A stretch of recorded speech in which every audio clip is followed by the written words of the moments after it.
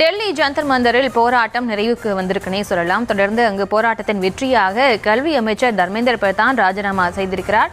தொடர்ந்து இது பற்றி கருத்துக்களை பகிர்ந்து கொள்வதற்காக மதிமுகவை சேர்ந்த துரை வைகோ அவர்கள் இணைந்திருக்கிறார். அவரிடம் பேசலாம். சார் வணக்கம். கிட்டத்தட்ட 20 நாட்களுக்கு மேலாக இந்த காக்ரோச் ஜனதா கட்சியினர் நடத்தி அந்த போராட்டம் முடிவுக்கு வந்திருக்குன்னே சொல்லலாம். முதலா இந்த கல்வி அமைச்சர் தர்மேந்திர பிரதான் ராஜினாமா செஞ்சிருக்காரு. இந்த நீட் விவகாரத்தில் இவருடைய ராஜினாமா செஞ்சிருக்கிறத நீங்க எப்படி பாக்குறீங்க? இது மற்றும் போதுமானதா நீங்க நினைக்கிறீங்களா? அவருக்கு ஒன்றிய கல்வி அமைச்சர் திரு தர்மேந்திர பிரதானுடைய ராஜினாமா சரியானது.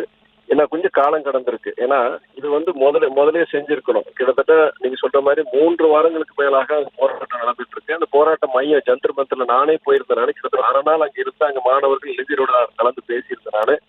இது ஒரு தடவை அந்த கொஸ்டின் பேப்பர் ஒரு தடவை நடக்கல. கிட்டத்தட்ட கடந்த 10 வருஷத்துல 150க்கு மேற்பட்ட இது போன்ற வினாத்தாள் கசிவு. அது நீட் மாத்திரம் கிடையாது.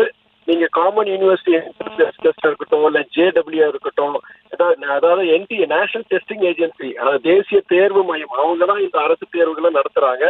அவங்களுடைய நிர்வாகத்துல 152 கிட்டத்தட்ட நடந்திருக்கு இது மாதிரி. சோ அதனால இது மாணவர்கள் முழுமையா நம்பிக்கை இழந்துட்டாங்க. ஏதாவது நல்லா படிச்சு என்ன இருந்தாலுமே நம்ம இதை தேர்ச்சி பெற மாட்டோம், இல்ல மற்றவங்க இந்த மாதிரி குறுக்கு வழியில இந்த மாதிரி பண்ணிடுறாங்க சொல்லிட்டு மிகப்பெரிய ஒரு அவநம்பிக்கை வந்தது. அவங்களுடைய நியாயமான கோரிக்கை ஒன்றிய கல்வி அமைச்சர் இதுக்கு பொறுப்பேற்று ராஜினாமா செய்ய வேண்டும் என்பது அது முதலே பண்ணியிருக்கணும். ஒன்றிய அரசு சில வாரங்களுக்கு முன்பே அங்க அந்த போராட்டம் அங்கிட்ட போய் பேசி செஞ்சு முடிஞ்சிடும். இப்போ என்னன்னா அன்னைக்கு நாடாளுமன்றத்துக்கு இவங்க இந்த மாதிரி காலம் கடந்து பண்ண போய் தான் இந்த மாதிரி அன்னைக்கு அத்தனை பேருக்கு 50,000க்கு மேற்பட்ட அன்னைக்கு இளைஞர்கள் அன்னைக்கு நாடாளுமன்றத்தை நோக்கி அன்னைக்கு நடந்தாங்க. அப்போ அன்னைக்கு காவல்துறையுடைய மிருகத்தனமான தாக்குதல்கள் கிட்டத்தட்ட நான் அங்க பேப்பர் செய்து டிவில நீங்க பாத்தீங்கன்னா 100 பேர் காயமுற்றான்னு போட்டு கிடையாது. நான் அந்த போராட்ட இடத்துக்கு போய் அந்த சக மாணவர்கள் அடிபட்ட மாணவர்கள் நான் பேசும்போது அவங்க என்ன சொன்னாங்கன்னா 6க்கு மேற்பட்ட பேர் ஒரே ஒரு மருத்துவமனையில 70 பேர் 80 பேர் அனுபவிக்கப்பட்டிருக்கிறாங்க. சிலருக்கு கண் பார்வை சில பேருக்கு போயிருச்சு. ஏன்னா அந்த பெல்லட் கன்ஸ் சொல்லிட்டு சின்ன சின்ன குண்டுகளா வருவாங்க. அது கண்ணுல பட்டு சில பேர் கண் பார்வை போயிருக்கு. பல பேருக்கு மண்டவோடு உடைஞ்சிருக்கு. அதாவது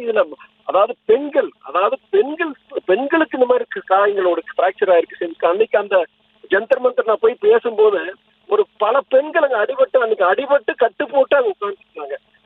இது ஆனா இப்போனாச்சும் அவர் ராஜினாமா செஞ்சது ஒரு நல்ல விஷயம் தான். போராட்டக்காரர்களுக்கு மிகப்பெரிய வெற்றி. போராட்டக்காரர்கள் மாத்திரம் கிடையாது, இந்தியா முழுவதும் தமிழ்நாடு முதல் நீங்க அங்க காஷ்மீர் வரைக்கும் இன்னைக்கு இளைஞர்களுக்கு மாணவர்களுக்கு கிடைத்த மிகப்பெரிய ஒரு வெற்றியை நான் பாக்குறேன். நானு இன்னொன்னு என்னன்னா ராஜினாமா சரிதான், ஆனால் அன்றைய தாக்குதல்ல ஈடுபட்ட அன்னைக்கு அந்த அதிகாரிகள், காவல்துறை அதிகாரிகள் அவங்க மேல் நடவடிக்கை எடுக்கணும். அதே மாதிரி காவல்துறை அல்லாத சில குண்டர்கள் அவங்க காக்கி சட்டையிலேயோ சில பேர் குண்டர்கள் அன்னைக்கு தாக்குதல் ஈடுபட்டாங்க. அவங்க மேல என்ன நடவடிக்கை அதுவும் அரசாங்கம் பதில் சொல்லணும். அதாவது காயமுற்றவர்களுக்கும் அவங்களுக்கு உண்டான நிவாரணத்தை கொடுக்கணும். அவங்க அதே மாதிரி மாணவர்கள் மேல போட்ட வழக்குகள் அதையும் கொண்டு இழுத்து வாபஸ் வாங்க. இதுவுமே முக்கியமான கோரிக்கை. கண்டிப்பா செய்வாங்கன்னு நம்பிக்கை.